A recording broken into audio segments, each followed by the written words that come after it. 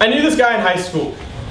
We were close when we were young, but over the years we grew apart. Now trust me, I'm not too upset about it because the dude had a diseased heart. I mean, my conscience would cringe at some of the things that came out of his mouth. But nothing ever made me angrier than when he said this out loud. I feel like I deserve to get laid.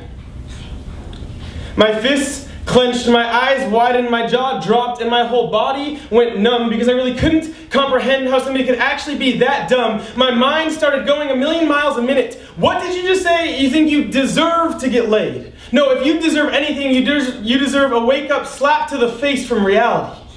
Stay away from my sister, mother, grandmother, friends, ex-girlfriends, and future wife, because when it comes to protecting the women I care about, you ought to believe that I'll give up my life.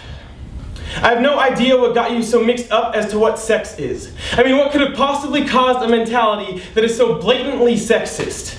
Was it the porn that you'd watch, presenting the men as the dominant ones? Was it your parents who treated you like their prominent son? Or was it their movies that you always seemed so interested in that taught you there'd come a point in your life when women should just give in? Or was it our sexualized culture strewn with sexual vultures, magazines filled with sex idols and affairs that told you to shove shots down that poor girl's throat until you got her in her underwear? Now, no matter what your pathetic excuse is, I'm not sympathetic. The truth is I have a zero-tolerance policy for people like you, who act as if other people's bodies are something you're entitled to. Now let me brief you on something that you obviously need to learn. If someday, some poor girl actually chooses to have consensual sex with you, that poor girl will have actually chosen to have sex with you. You did not earn it. You do not deserve it, and you certainly are not entitled to it because that girl's body is not your car. You do not own the title to it. Now take a second and look at the number of rapes in our world, most of which never reach the news.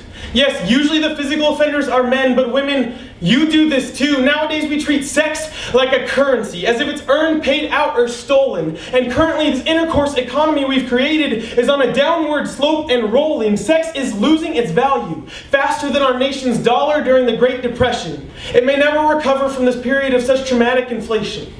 Because everywhere you look, women are objectified, yet commonly looked down upon if they've been with several guys, while men who get with women are constantly idolized. It's about time we wake up and open our idle eyes.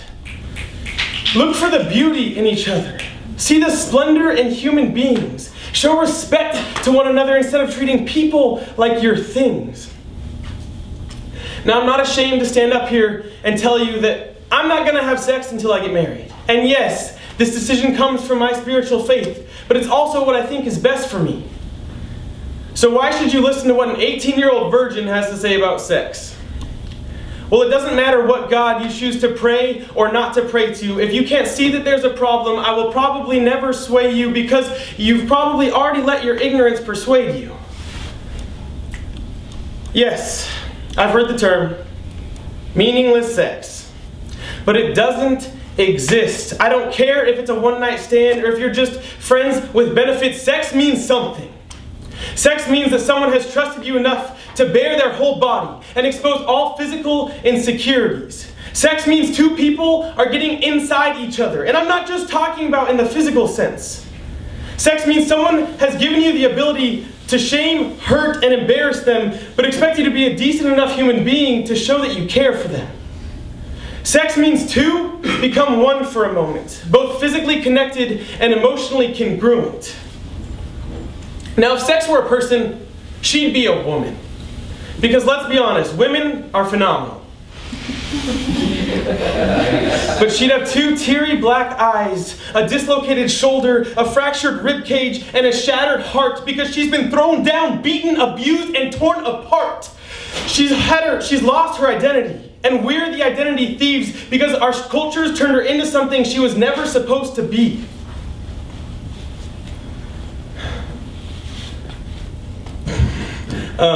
Sorry. You got it, what the frick? You got it? You got it. You got it. Yeah. Always.